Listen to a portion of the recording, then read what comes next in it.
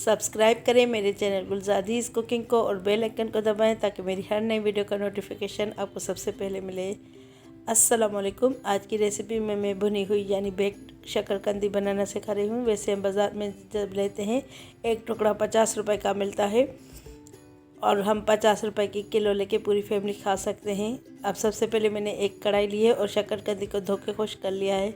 अब कढ़ाई में सबसे पहले ये मैंने बिल्कुल हल्की आंच कर ली है।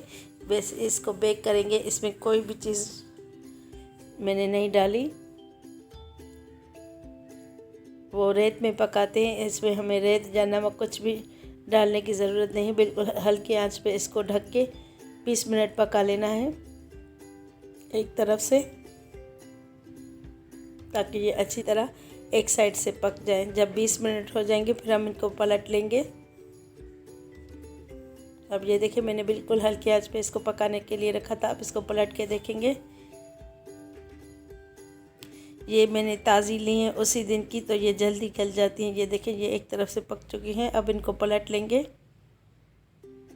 ये देखें बिल्कुल उसी तरह पकी हैं जैसे बाज़ार में भुनी हुई मकई ये गाजर मिलती है।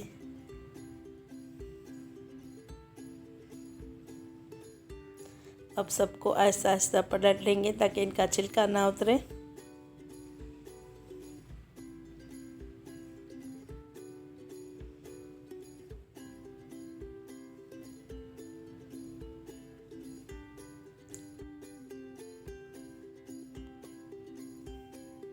ये देखिए ये बिल्कुल गल चुकी है एक तरफ से। फिर हम थोड़ी देर दूसरी तरफ से पका लेंगे। अब ये पक चुकी हैं, मैं इनको थोड़ा सा दम देती हूँ।